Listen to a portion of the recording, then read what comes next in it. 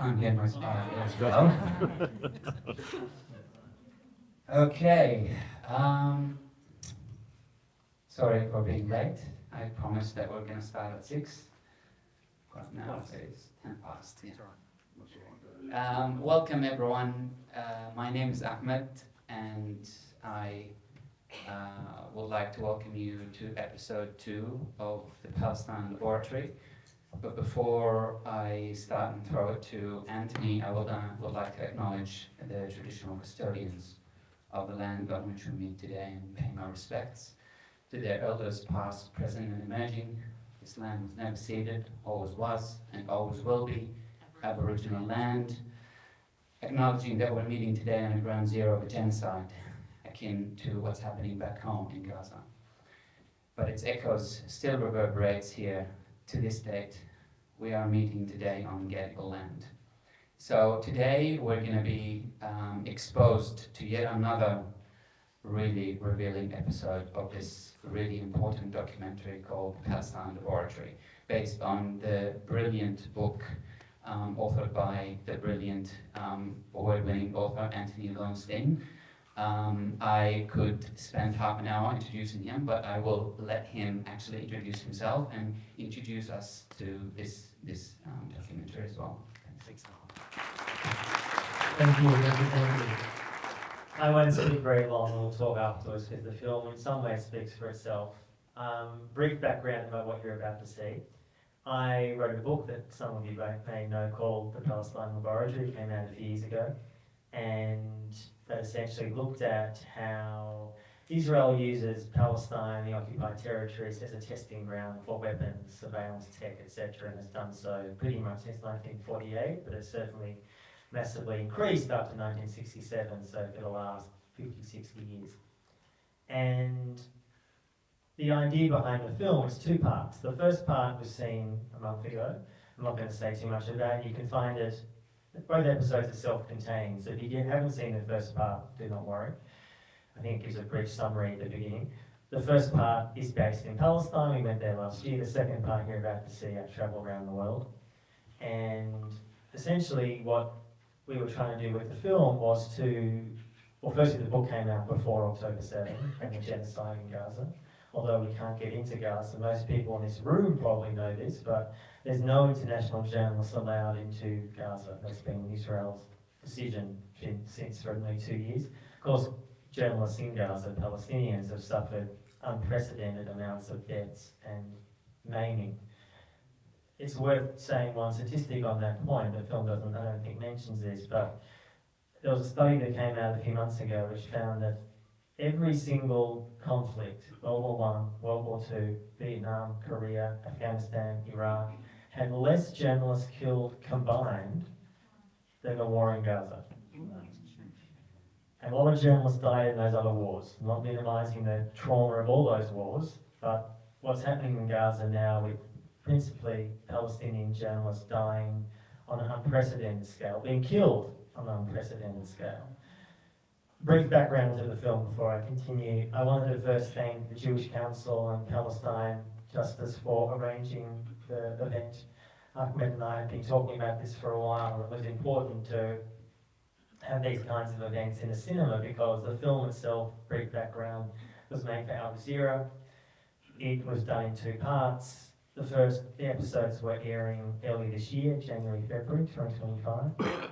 And people often said to me, where are the rest of the episodes? We've done 2. That was a lot of work. We're not doing any more. If anyone else wants to continue it, feel free. But doing 2, traveling around the world, going to all these crazy places was challenging. So 2 is enough. I mean, we could have done 10 more, by the way, but 2 was enough. The film was shot last year. As I said, the first part was set in Palestine. I visited there in September. I won't mention where we're going in this episode you're about to see, but all these countries were visited around the same time. Very challenging places at times. Often didn't want journalists poking around and trying to explain the connection between Israel and those countries. And the response to the film just finally has been remarkable. As I said, it came out about 6 months ago or so on Al Jazeera. You can find it, by the way, on YouTube for free. Al Jazeera doesn't tell me to promote them, but I have to say, with there's very few other networks in the world that would fund and support a film like this, a series like this, even after the last 20 months. And the response to the film has been remarkable. Yes, it's on YouTube and was on air, but also it's had huge amounts of screenings in cinemas all over the world. Now, I haven't been to all those screenings, but South America, Latin America, across Europe, London, UK, America. A few months ago it aired, an amazing group in LA basically showed the film against the LAPD headquarters. They kind of broadcast films. It's pretty remarkable. I wasn't there sadly, but I've seen images, pretty great. So the film has had a very powerful effect, and afterwards I've met Mel, had a conversation about what you've just seen. Love to take your questions, and let me just say thank you so much for coming. It means a lot. So I don't want to say enjoy, but be provoked. Thank you, Anthony. And with that, yes, like Anthony said, stick around. That's the catch, actually. The films are available on YouTube, but the catch will be to hear Anthony firsthand speak and answer some questions of yours. With that, yeah, I'll leave you with the film, and hopefully you'll go home, screen it in your own community as well, and in your own groups. And also don't forget to buy the book, because the book has much more material than the first and the second. I've noticed. We'll dig deeper into that content of the book today. But yes.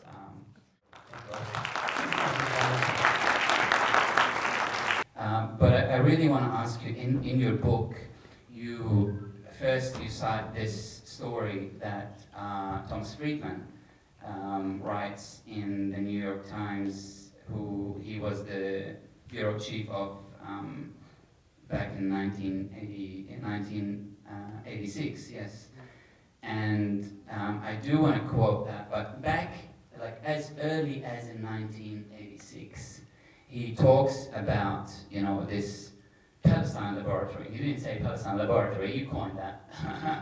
That term, but I do want to read the quote. The title of the article was "How Israel's Economy Got Hooked on Selling Arms Abroad."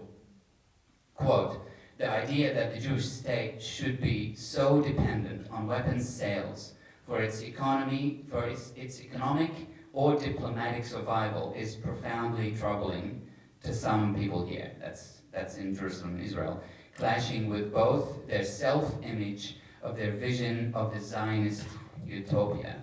Then he goes on to say, "Anyway, the realists argue survival is as much a moral imperative as non-violence, but a tarnished utopia than a dead dream." Can you talk to this? And also, I mean, is it just a mere fact of Israel kind of blackmailing those countries into providing their diplomatic cover and support? Because you mentioned last time, Israel sends weapons and surveillance technologies to about 140 countries that's almost 70% of the UN. Could you also speak to that? It's interesting when we talk about Thomas Friedman. For those who don't know who that cretin is, he has been a New York Times journalist and now columnist for, frankly, far too long. He gets everything wrong about everything. He supported the Iraq War, he supports every pretty much failed criminal war in the Middle East. So thank you, Thomas Friedman. But that article is very interesting. And it's worth saying, as I mentioned in the book, that it's incredible you can write a whole article about the so-called Palestine laboratory and don't mention Palestinians at all. It takes skill to not mention who they're testing the weapons on. Who are these magical people who are being tested on? And without wishing to go too much into Jewish or Zionist so-called utopias, the idea that somehow that Israel is a utopia and ever was a utopia is absurd. I mean, clearly, if you're Palestinian, Arab, Muslim, non-Jewish, it ain't a utopia, never has been. But let's put that again aside for a second.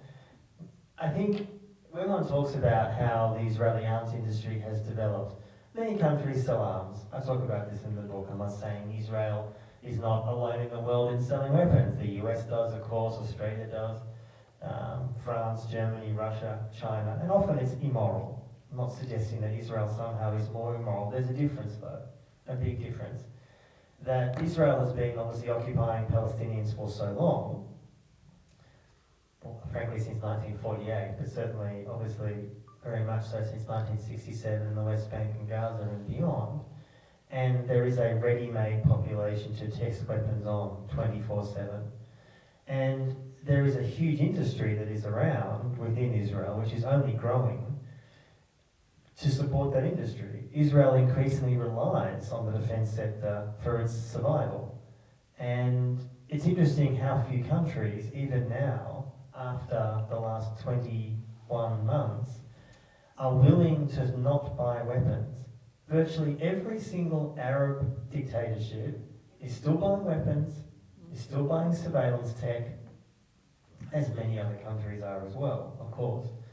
But the idea somehow that, not that people in this audience would be aware of this, but it's worth articulating, the idea that the Arab elites, and I'm generalising here, but the Arab elites give one shit about Palestinians, they don't. Now obviously many Arabs do, millions, tens of millions do. Talking about Arab leaders, in virtually every single Arab country.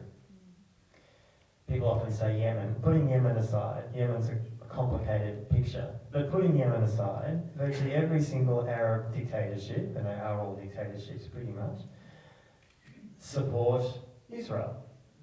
They haven't cut ties, they're still buying weapons, they're still buying surveillance tech, and I often say in the book that one key reason they're doing that is because most of these elites are petrified of another Arab Spring. Petrified of that. They're so insecure in their own skin, which I am happy about, but they're petrified of losing power. And who is the country to rely on to get that surveillance tech that tests it on Palestinians? Israel. So all these nations, many of them, most of them, are buying all this surveillance tech. So when one talks about, and people often ask me, how would Israel be starved economically? A key Achilles heel is the defence sector. But when you have, and since this film came out early this year, we now have weapons figures for 2024. They usually release them quite a long time after the year is finished in Israel officially. And the figures have never been higher. They're soaring, they're close to $15 billion US, and I'm pretty confident that the figures for 2025, which we'll get in about a year, will be even higher.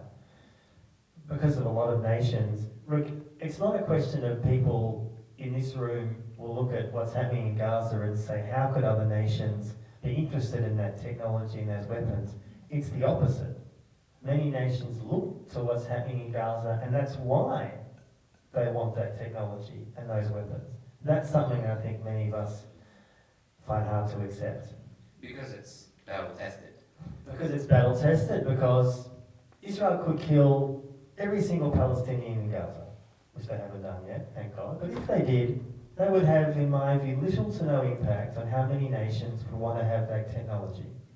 So the arms industry is by definition amoral, and I talk about it in the book. I don't think we say this in the film, that it's seen as probably the most corrupt industry on the planet. Every year the arms industry is growing, led by the US of course, but Israel's a key player. They're now probably the 8th biggest arms dealer in the world. I think in the film, the first episode we say 9th, but they've now moved up to 8th. They're growing. And the global arms trade is worth about $2 to $3 trillion a year. Of course, not just Israel, but many other nations. And this is an industry which has never been bigger. The US administration under Trump is increasing the defense budget to well over $1 trillion, which is the largest of every other country in the world combined. And it's interesting, there was a meeting recently in Colombia, some people may have heard of, the so-called Hague Group, which is sort of, I guess, the global south, trying to do something in relation to Palestine. And I think around 10 nations, correct me if I'm wrong, but around 10 nations, 8 to 10 nations, pledged to not buy weapons from Israel. These are small nations that probably don't buy much anyway, but it's a start. That is an Achilles heel of Israel. If more nations didn't buy insane amounts of weapons, including in the Arab world. to the weapons industry. Now, I mean, we're going to get into the AI now. AI technologies have joined that party. Yes. But something I read in your book that really infuriated me. We talked about, a few years back, the UN has released a list of companies that are complicit in the illegally built Israeli settlements. Yeah. But then you mentioned that the UN itself has a contract with Israeli company Elbit to install surveillance cameras in their headquarters in Mali. Like, what is that about? Well, hypocrisy. Obviously, I don't know the actual human who approved that insane contract. But look, I mean, this is the challenging the so-called allure, not an allure that is felt in this room, but an allure of Israeli supremacy. Now, obviously, we mentioned this more in episode 1, didn't mention in episode 2, but the idea that a lot of people around the world look at, as that quote from Trump, which obviously was from the first presidency, that a lot of countries look to the US, so look to Israel for keeping people out. And the obvious question is, well, look at October 7, and clearly everything Israel had put in place before then failed miserably, completely, categorically, undeniably.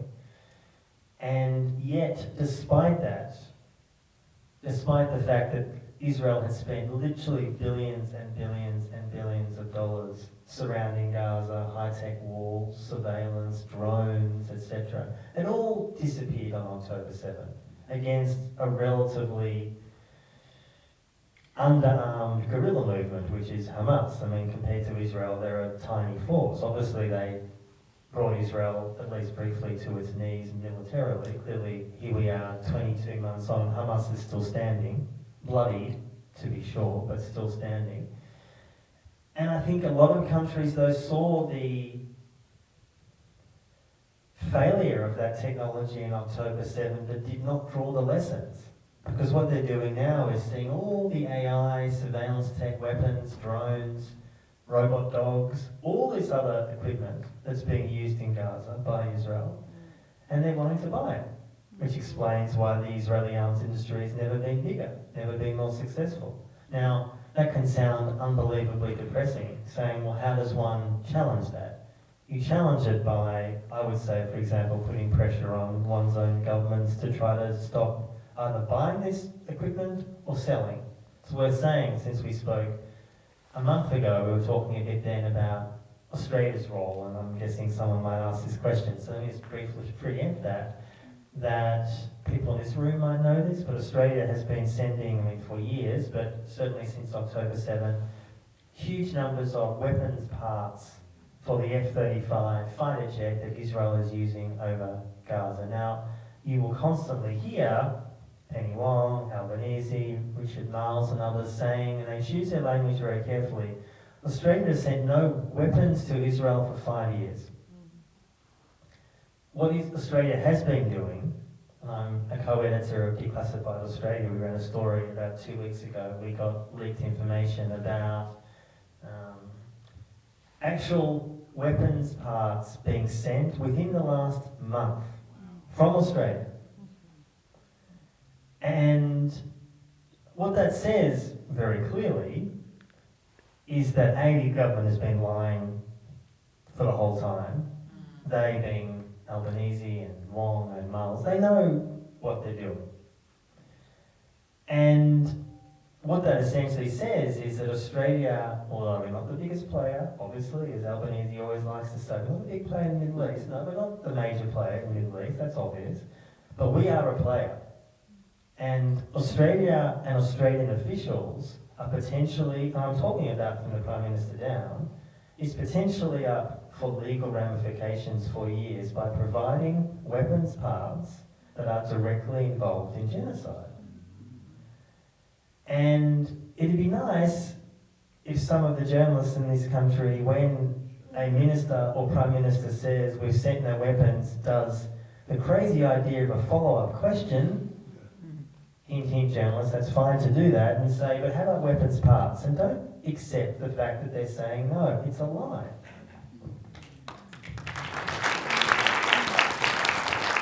I mean, Alpo says we're not a major player in the Middle East. Wouldn't it be easy for them to kind of, stop exporting these arms parts and so on and so forth?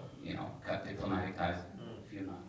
Well, Australia, look, yes, I mean, this is maybe a conversation for another time, but Australia does not have an independent foreign policy. I'm not saying that Trump is calling Albo every day telling what to do. It doesn't work that way.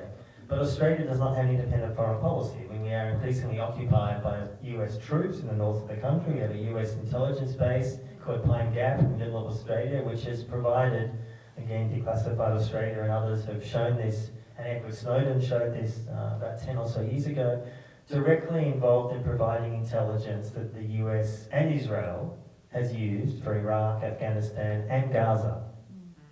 So we, being Australia, are directly complicit in what is going on. In Gaza, we were directly complicit in Iraq and Afghanistan. Of course, we had troops there, but beyond the troops, during the post-9/11 period, we are up to our necks in it. Absolutely. I want to change gears now and I want to talk about Francesca Albanese's report. You must be really thrilled that your book has been cited in that report intensively. It talks about this, Israel is engaging in surveillance diplomacy, she mentions. Can you just expand on this term, what it means, and how important that report is right now? I'm guessing everybody knows who that woman is. Let me just briefly explain. I'm sure you do, but she's the UN rapporteur for Palestine. She's, I think, had that role maybe for 2 or 3 years, and she's just been given another, I think, 3-year term. This report came out about a month or so ago, and yes, I was very honoured that she had mentioned my book, and she's done a lot of press and keeps on talking about the book, so I'm obviously very happy about that. Thank you, Francesca. But in a broader, more important sense, her report names and shames, essentially, the companies, not just in Gaza, who have been involved in the genocide, but involved in the West Bank, in the occupation, the ones who essentially are propping up the reality that Israel, and she talks, I can't remember her exact words, but essentially that there is an economy of genocide. There's an economy of occupation. And without these companies, partly Israeli, but mostly outside of Israel, obviously many Israeli companies are involved, but she's talking mostly about Western companies, this would not continue. Everyone from an Airbnb to Booking.com, who are offering nightly stays you can purchase and go in the West Bank.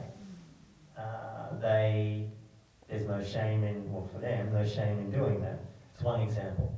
And there are so many others. She talks obviously about weapons companies, Lockheed Martin, many others. And the response of her report has been, on one level, insane and baffling, but also very revealing. The US has sanctioned her for a report as if somehow she's a national security threat, somehow. If only. She really isn't. She released a very powerful report. And I think the reason the US hasn't fully given a particularly cogent reason, but Marco Rubio, the Secretary of State, has essentially said that she dared to name American companies and we're going to protect our American companies, so how dare you, essentially. And she does name, not just American, others as well. And I think the importance of her report, because it's got a lot of attention and press, which is fantastic, is to explain to people how, not just the profit motive, but how vital it is for outside corporate players to prop up what is going on. This doesn't simply happen in Gaza, the West Bank, or elsewhere by accident. It happens because you have a whole global network of companies. I'm not saying they're all working together, but they're doing different parts of maintaining the occupation or of the genocide, whatever it may be, and they're making profit. I mean, I did a book years ago and a film on disaster capitalism. She doesn't use that term, but that's basically what this is. It's making money from misery, essentially, and making huge profits. And the Achilles heel, again, is if they're boycotted, if they're sanctioned. And this is a small example, if you ever go on holiday, don't use Booking.com or Airbnb. There are alternatives. It's one very small thing many of us can do. But something you said is really interesting. I mean, the occupation of the West Bank in Gaza and besiegement and so on and so forth has been going on for almost more than half a century. And one could think that this could be really costly for Israel as a state. But you cite Jeff Halper's book, that he actually argues that it's totally the opposite. So you probably mentioned a little bit about that. Yes.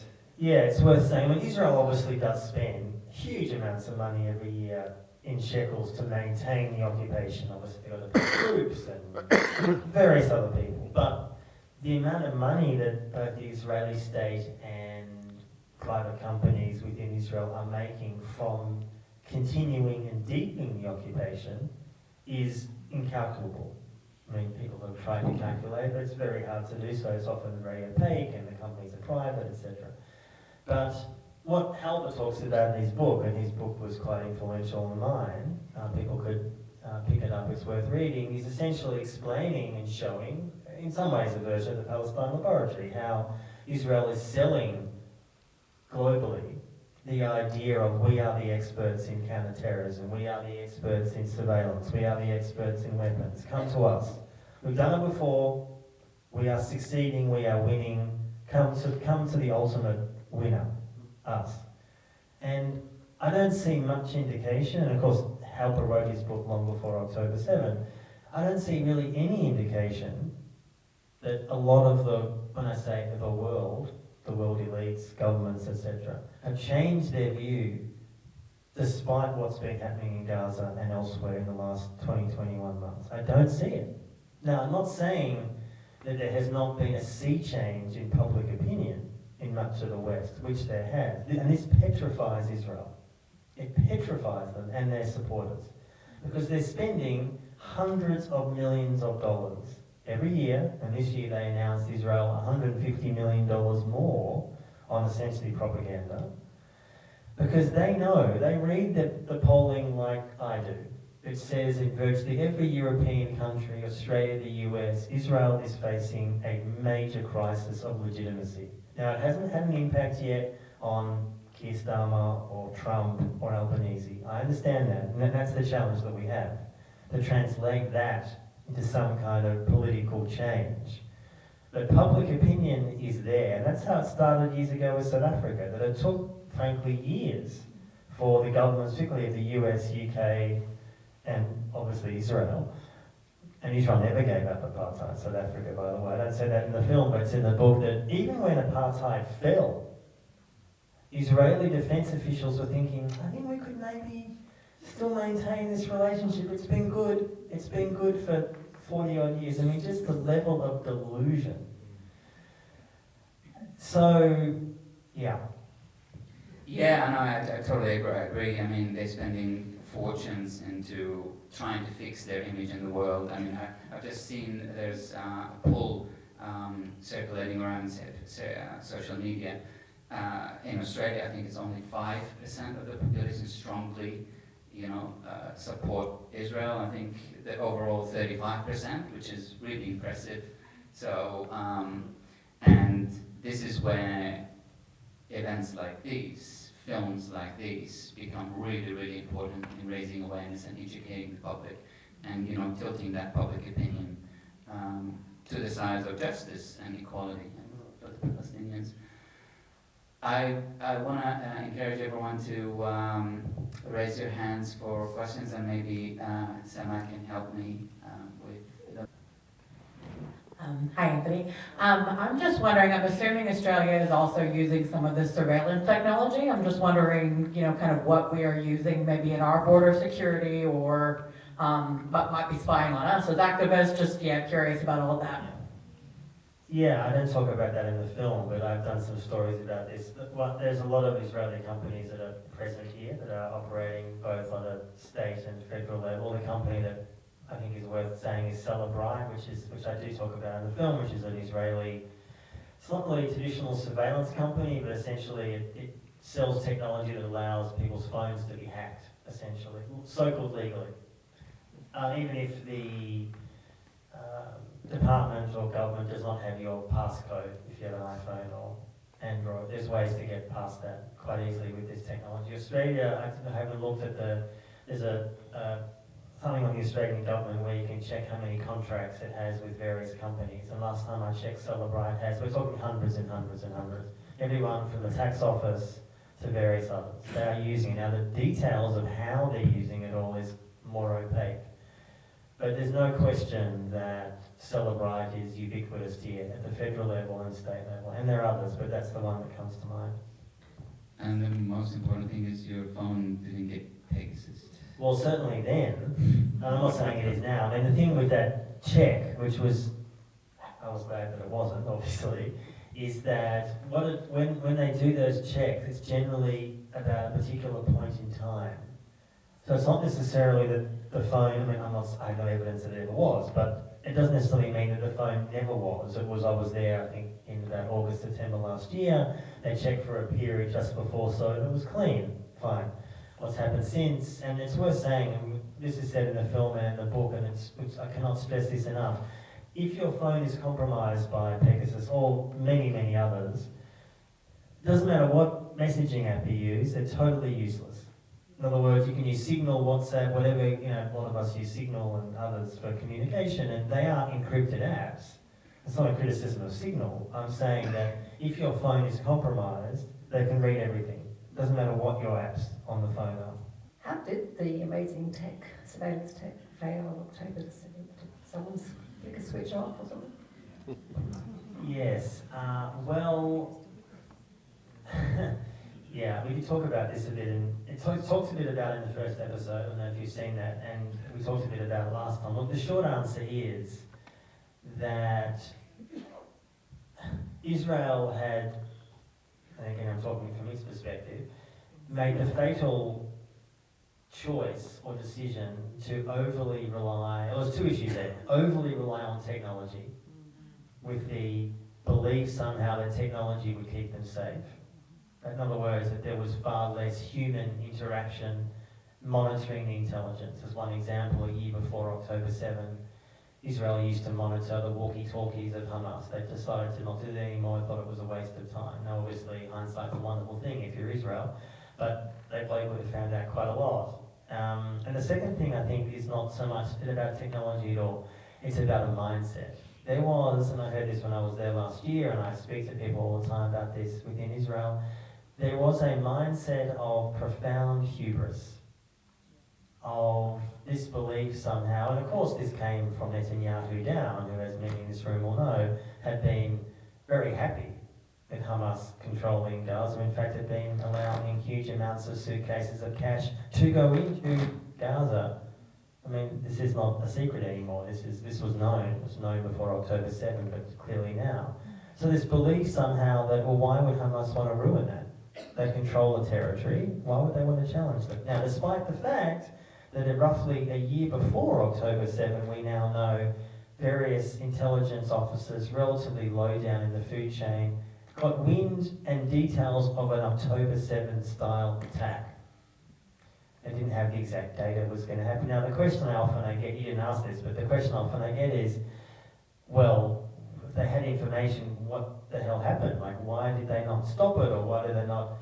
And look, I mean, ultimately, there's a lot of things we still don't know about what happened that day or didn't happen. I have seen no evidence, and I, again, get this question a lot. I've seen no evidence that Netanyahu or Israel allowed it to happen. I've just seen no evidence for it.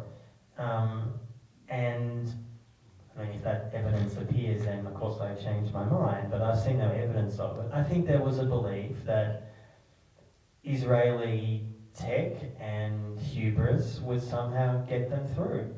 And I'll finish on this point, I make the comparison to 9/11 in the US. 9/11, if you look at the evidence before 9/11, the FBI and the CIA have a lot of information about what could maybe happen.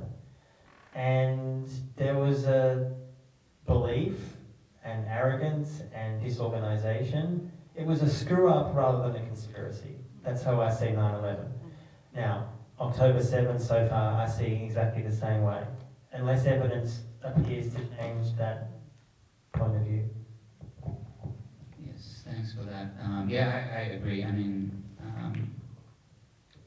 I think there was also reports of someone who had some intelligence on the borders, Yes. spotting some movements and trainings and all that, but they chose to ignore it, and they underestimated the capabilities. Yeah, you can go ahead. Thanks very much for your presentation. It was very informative. My question is, the Israeli Knesset just passed a law that to give them the go-ahead to annex the entire West Bank, which effectively means ethnically cleansing the entire population, and with their, as we know, their stated goal to clear Gaza Strip of all Palestinians.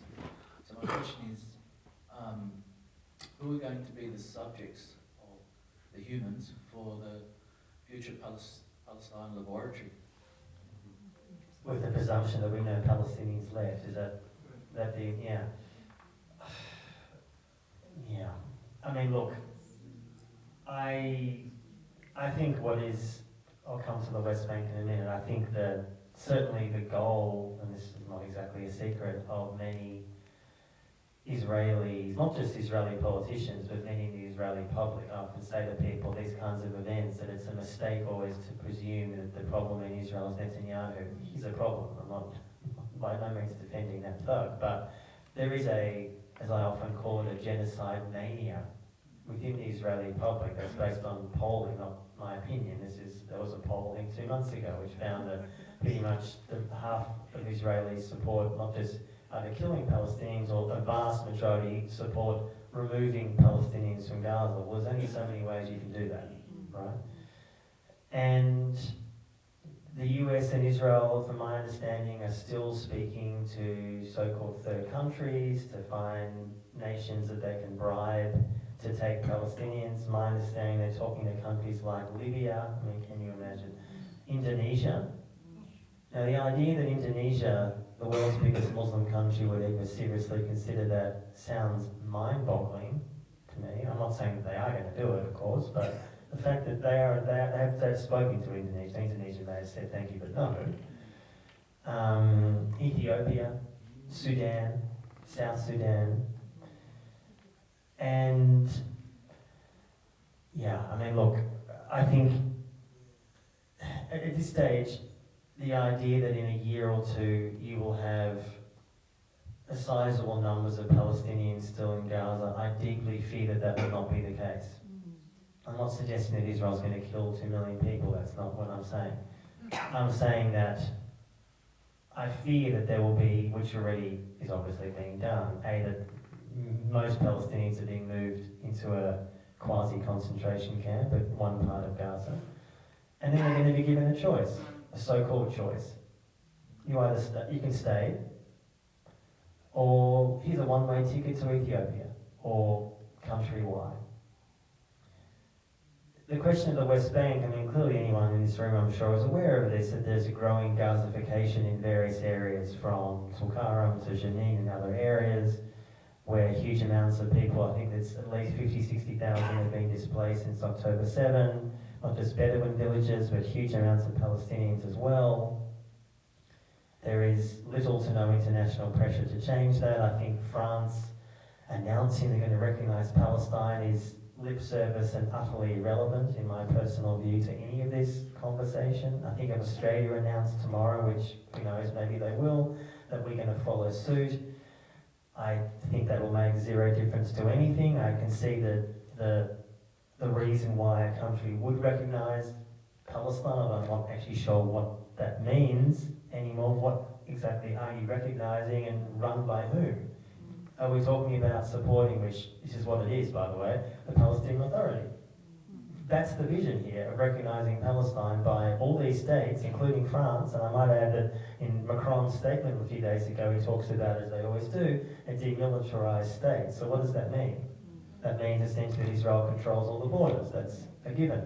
So if Australia is going to go down that path, and I'm aware that there is growing pressure in various circles, and people in this room may have different views about this, and I respect that, but for me, over the years, whenever there's been talk of Australia, or I mean obviously it's in the Labor Party policy to do so, but they haven't done it, to recognise Palestine, I regularly say, I don't know what that means.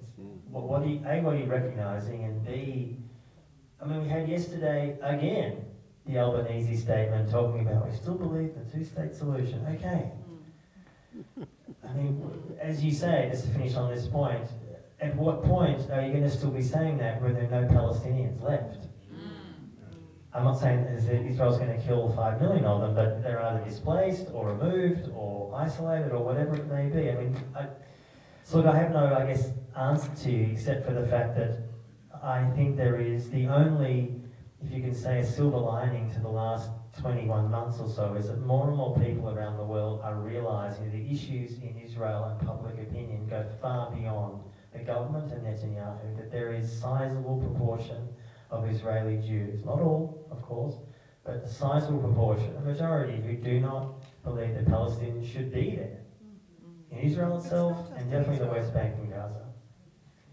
Now, the question is, are we just going to keep going along with Macron and maybe Starmer if he announces a Palestinian recognition, which maybe he will, or Albanese comes out with big fanfare and decides to say something next week, or who knows. It'll probably be celebrated in some circles as a win for Palestine. The pro-Israel lobby will lose their mind, but ultimately, I put it this way, I'm sceptical at best, to put it politely. I couldn't agree more. I mean, when it comes to Gaza, I also agree with you. There will be a sizable amount of people who will leave because Gaza is unlivable at the moment, 100% unlivable. And understandable, I mean, people, again, I mean, the so-called choice Israel will give them is no choice at all, but if you have a family and there's nothing in Gaza, one cannot resent people saying, I want to have a life somewhere that is not living in a tent city for the next 50 years. I mean, even though a lot of friends from Gaza who have said, for years, we will never leave this place. We'll never leave this place. And if there's nothing left, then you can't. And Israel knows that. And to your point, in a year's time or 2 years' time, where do we see Gazans, Palestinians in the West Bank and Gaza? It really depends on us. Because this is how the South African apartheid fell. This is how the Vietnam War stopped. This is how Algeria got independence from this settler colonial regime. It's external pressure. Internally, it might implode. It might not. I don't know. But the most important part is the external pressure. What we do here in the West and the Definitely. And any time one spends time in, you know, like some people say, I have Israeli Jewish friends who are fundamentally opposed to what's going on and have forever. Anyone who's sane will say, this is not going to change from within. It's not going to happen. It has to come from outside pressure. There are not enough of us within Israel. I'm putting aside Palestinians. I'm talking about Israeli Jews who actually think this should end. There's not. There are some, but they're a tiny, tiny minority.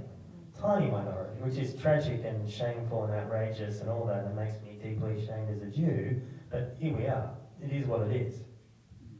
And to your point, you know, the acknowledging the sovereignty of the Palestinian country, whatever that means. I mean, is that on 22% of historic Palestine? I mean, really, as long as this dynamo of, or engine of supremacy, racism, and hate, and barbarism and genocide that is Zionism still exists, whatever solution you propose is just gonna be bound to fail, because this ever-expansive nationalist supremacist ideology will always, seek more and more land without people. And it's one thing that's also worth saying, and I noticed that there was a conference last week held by the far right in Israel about what their vision is for Gaza, which of course is Jewish settlements and only Jews there, and their vision is 1 million Jews.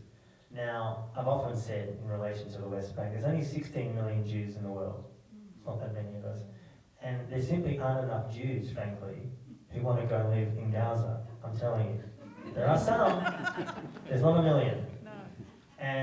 Or frankly, the vision for the West Bank is to have, there are now roughly 800,000 Jews. The vision is 1 to 2 million. I often say, I don't know where these Jews are coming from. And I say that because the so-called solution, which has already started, and I think this may only increase now that we've got Trump and Mike Huckabee in the White House, is more and more I think you will see evangelical Christians from the US and elsewhere moving there. They're not Jewish, of course, but they seem to love Jews, or love certain kinds of Jews. They love the crazy Jews. The Messianic Jews, because they themselves are Messianic. And they're, in fact, the strongest bloc of support for Israel now in the West is not Jews, it's evangelicals. Much bigger. Because the Jewish community is increasingly splintering and fracturing, which is something that I support and encourage. As I said last time, there's a civil war happening in the Jewish community. People often might not be aware of that. Not a non-violent civil war, to be clear, in relation to Israel supporting it, not supporting it, and it's far too slow and it's infuriating, but things are shifting. The US, very much so. That many young Jews are fundamentally opposed to what's going on and trying to change their community around this. And it's bloody hard because there's been this establishment pro-Israel so-called consensus for ever. It's important for these conversations to be happening within the Jewish communities abroad. Also, and the Jewish Council, who's partly sponsoring this, obviously part of that. I'm giving an ad for them because I'm involved with them, but I think they're trying against an avalanche the other direction, you know. And a lot of people, I mean, again, let's not get too down into the weeds in the Jewish community, because frankly, who's got time for that? But like a lot of communities, you are often seen as an outsider and a traitor, and therefore I know a lot of people involved in the Jewish Council and Jews in general who have lost a lot of family for speaking out, and they don't speak to their dads. I mean, again, the scheme of the world, there's worse things, but it's hard to often come out, so to speak, as a supporter of Palestine if you think, I'm going to lose my family. It's not easy. My dream would be screening this film in a synagogue. Maybe it's not. Suffice to say, I would support that, but I don't think many rabbis are going to go along with that. Hate to break it to you. There's a question there, and then we'll come down here.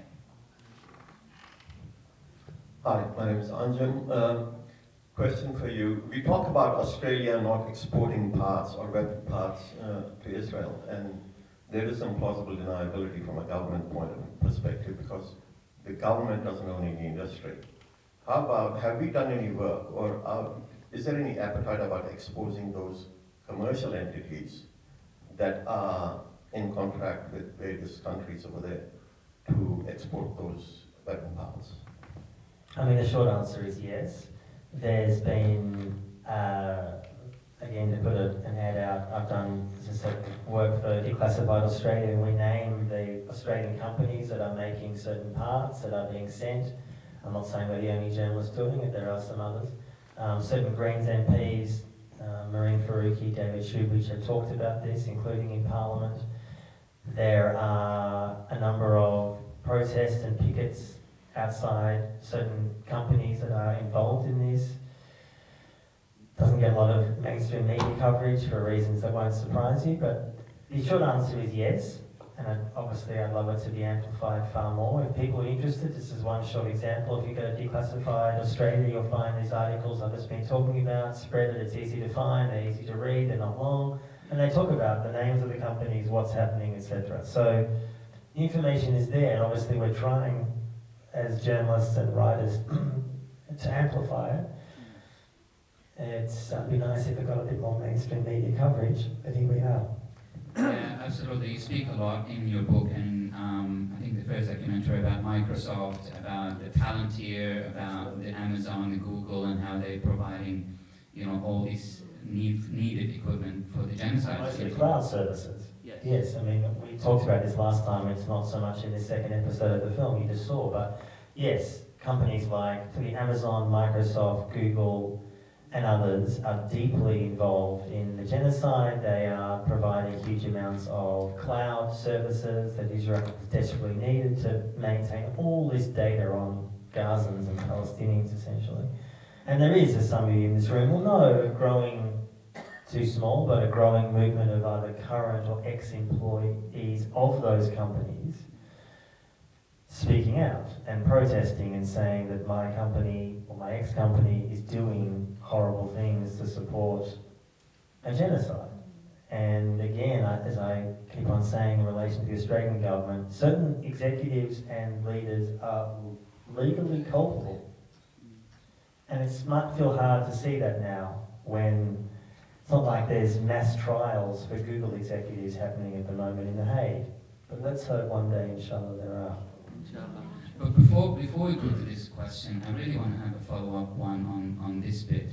I mean, the corporates, the organizations, the companies released in Francesca Albanese's report, she mentioned that she reached out to those organizations. So why aren't they heeding, the instructions of, because is it just about the economic relationship with Israel, or is there like more of ideological relations? I think it's both. Obviously, corporations want to make money. That's not exactly unsurprising. It's partly money's a big factor.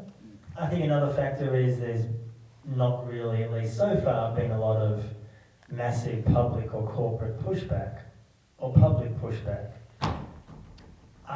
Most people in this room, for example, still using, as I do too, so I admit to this, do I use like Google Docs and Gmail? And yes I do. Should I not be? Probably yes, but I do. So a lot of us use these tools every day for our daily life. We shouldn't, but we often do. And I think another issue is, and I talk a bit about this in certain work I've done recently, there's a growing, as you say, ideological alignment between Silicon Valley and Israel. And Silicon Valley has often sold itself in the last 20 years as kind of liberal and progressive and wants a better world, everyone is connected. And obviously some people in Silicon Valley have that view. It's hard to generalise, but much of the leadership, it's always been bullshit. I mean, their view is obviously making money and control, and I think to me it's undeniable that Facebook probably is the greatest surveillance tool ever constructed in the history of the world. I mean, you have more people that use Facebook with Meta tools now than any other product I can imagine, and they have huge amounts of personal data on all of us. Unless you don't use Instagram or Facebook, good luck with that. I mean, obviously no one's forcing you to use those tools, but most of us do. And what I've seen in the last while, this was happening before Trump came back, but I see it much more since, it's a growing, almost a proud pro-Israel chauvinism amongst many in Silicon Valley who support Israel. Now that has always been there, but it's much more overt now. It's seen as less politically embarrassing. Trump's in the White House, there's a sense that supporting Israel is, not that it was that different under Biden, let's face it, but certainly now that Trump is a much more, Trump runs this sort of so-called anti-woke administration. We can laugh at that, which I do, but that's what's on the tin, that's how he promotes his administration.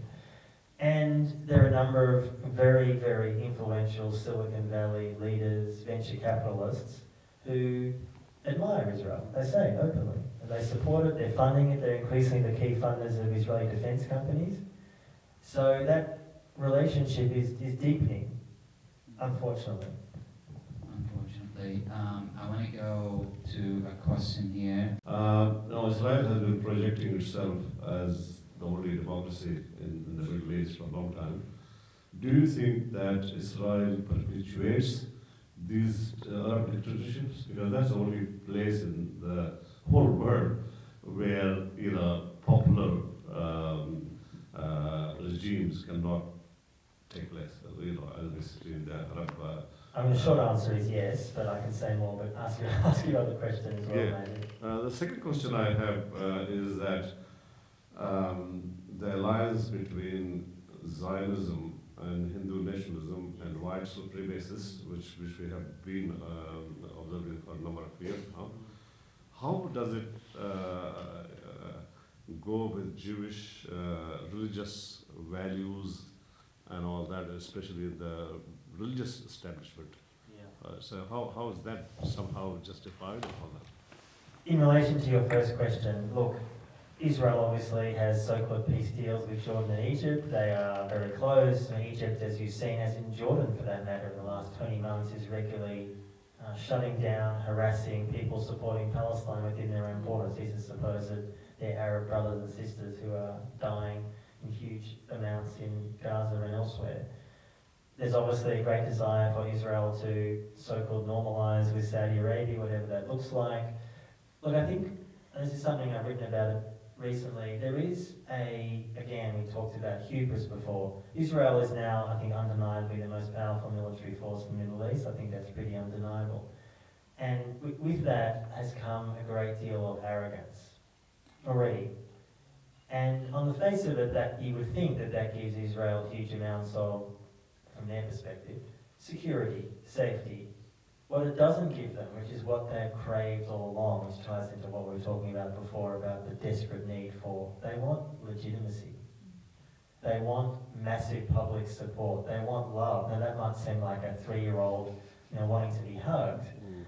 And that's maybe a weird analogy, but actually this is how it is. I've spent a lot of time there. I see where they're investing, Israel, a lot of their money in the Arab world, but beyond. So you have a lot of Arab elites from Dubai who go to Israel and vice versa. They're selling this and that, and that won't suddenly change. But what they don't have, Israel, in the Arab world, and frankly most of the world now, is public support and legitimacy. They crave it. You wouldn't be spending literally hundreds of millions of dollars a year to try to achieve that. Now, I would argue they're going to fail miserably, but for example, this last week, Israel announced they're bringing over 30 very pro-Trump influencers to Israel in the next couple of months. These people have got huge amounts of followers. Now, are these people going to convince young Americans to love Israel? Maybe some, I don't know. They'll show them a very narrow view of Israel, of course, a thriving democracy and all the other bullshit they'll show them, but they'll certainly try. So, but that legitimacy, and again, the demographic where Israel is struggling the most is the 18 to 35, more than any other, in virtually every European country and the US. Not just, including Jews, but just the general population. They're massively struggling, which is not surprising where a lot of people that age especially get their information from social media, etc. And what are they seeing every single day is children, skeletal, people being shot and killed.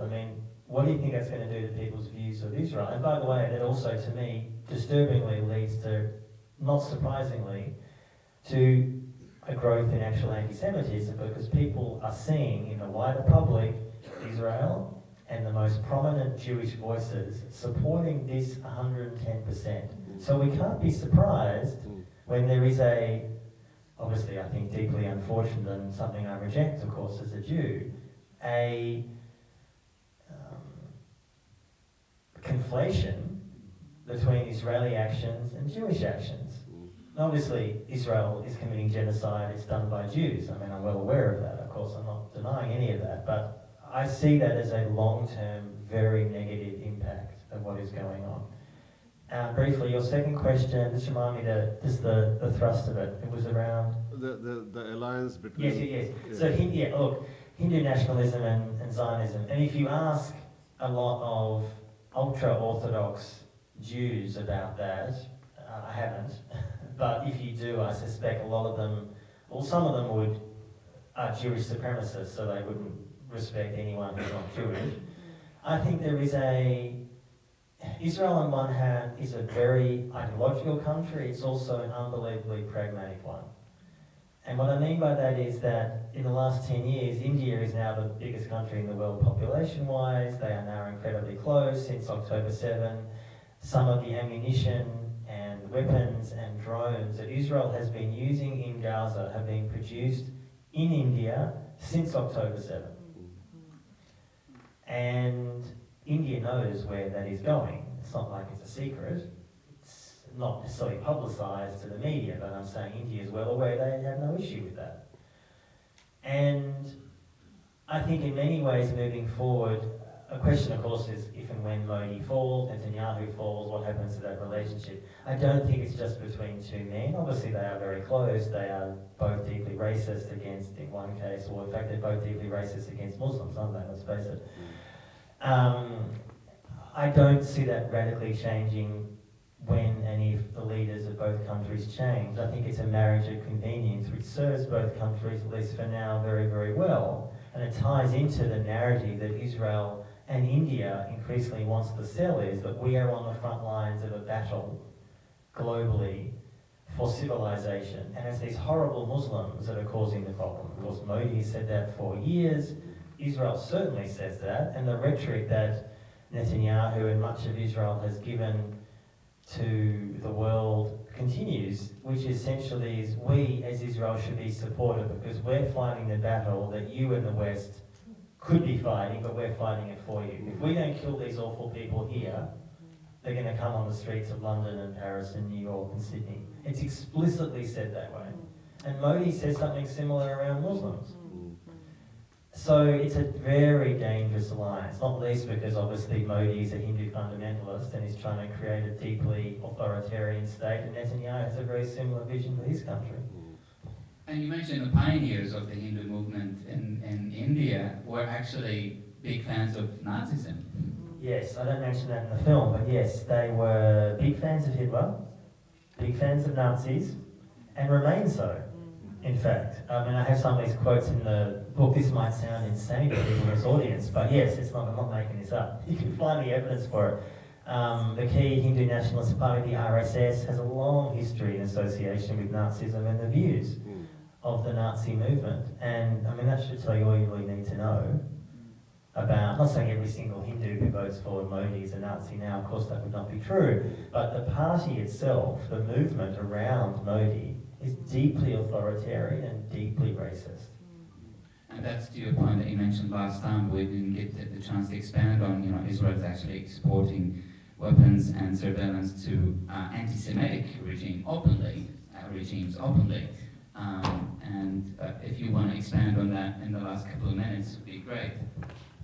I mean, obviously on the face... For example, I want to mention a few years back in Ukraine, this Azov battalion, there was a neo-Nazi kind of movement in there, and they found, Israeli weapon manufactured in the position. Like on the face of it, you might think that it's a little bit strange that a Jewish state is wanting to partner with neo-Nazis or Nazi states. That might sound a little bit off, to put it mildly. And I talk about this not in the film but in the book. For example, Argentina after World War II was a home to many, many Nazis, leading Nazis in fact, who fled there across South America, particularly Argentina. And Israel was happy to partner with them, funded them, supported them, trained them. They had a junta there for many, many years who tortured people, particularly Jews, and others of course, not just Jews. And Israel was very happy to support Argentina. In fact, there was a plan at one point, as I mentioned in the book, to try to send some Palestinians from Gaza to Argentina, which didn't get off the ground. In fact, now, to this day, now that Argentina again has a, shall we say, far-right loon as a leader, a number of Israeli soldiers who've been fighting in Gaza have gone there almost in the hope that they won't be potentially arrested. As some of you will be aware, there is a growing desperate need to hold some of these soldiers to account. There was a case 2 weeks ago where a couple of soldiers were interrogated in Belgium, they were then released. That's going to keep happening. And at some point, of course I don't know where or when, there will be a soldier or a general or a politician, an Israeli, who is put on trial for what they have done. Now, I don't know where it's going to happen, I don't know when it's going to happen, but it's going to happen. And until that culture of impunity ends, Israel and many Israelis feel there is no reason to stop the behaviour. Because why would they? No one's stopping them. Putting aside the moral and ethical questions of committing a genocide, but putting that aside, if you are never held to account, why would you stop? 100%. Hopefully that trial will be soon, and accountability is important. But like I said, I bring it back to us, what we do here in the West. I want to apologize for everyone who had their hands up because we're running out of time and we need to leave. But in the last minute, Anthony, if you give us some sort of a call to action. You're probably encouraging whistleblowers to kind of come out and talk about things and release and leak things. But I mean, is there, what else can we do? Look, I think, as I mentioned before, we shouldn't underestimate the power of being able to change people's minds. I mean, obviously, as I said, in Australia, that polling I was talking about before in relation to European views changing on Israel-Palestine, but there was a Pew Global poll that came out a few months ago that also found that public opinion here has changed a lot in the last 20 months. Things are shifting. We don't see that in Canberra. I'm obviously very acutely aware of that. Well, not much anyway, not at the prime ministerial level. But I think trying to change minds matters, trying to share information matters. I think the idea of putting pressure on our politicians and media and others to try to, I mean, the most basic thing we can do here as Australians is to not sell and send weapons parts to a genocidal army. I mean, that is the least that we can do. And the fact that we know, through this story that we did and others, that within the last month, so that one has to presume that it's been continuing, which I know it has, for the whole 20 months. It has not stopped at any point, I guess is what I'm saying. Putting pressure on our politicians, making people aware of that, naming and shaming the companies that are doing it, protesting them, highlighting them. There is no silver bullet, for want of a better expression, to try to stop what is going on. There isn't, because someone would have already done it. But making people aware and putting pressure on people and changing colleagues' minds, friends' minds. I mean, it does matter. People often, I know more and more, maybe not in this room because you're here, but often say, I met someone today who said, I just can't watch what's happening in Gaza, it's too upsetting to me. Now, I didn't want to have a fight, it was at a cafe, you know, I'm a nice guy, but I sort of wanted to say, come on. Come on. Now, I'm not saying spend 24 hours a day watching people having, you know, thousands being shredded. I'm not saying that, but what a luxurious position to be in, right? And again, this woman seems lovely, you know, something about her particularly, but just in general, this idea that I know a lot of people like this, who are just saying it's just too much. And I think, okay, you're living in Sydney, probably a mostly comfortable life. I'm not minimising struggles that go on in Australia. I'm very well aware that there are. But in general, compared to many others, you are doing okay. The least you can do is not just try to watch what's going on, make people aware of it, speak out about it, share information. It's the least we can do. I echo what you just said.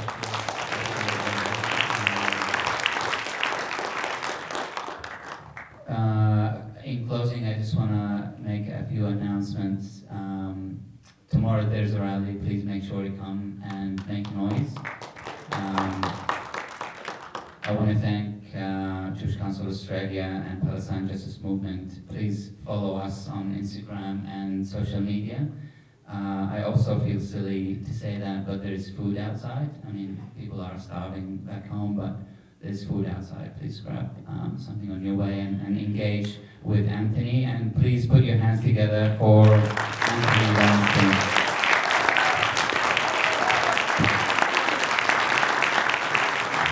Thank you so much for coming.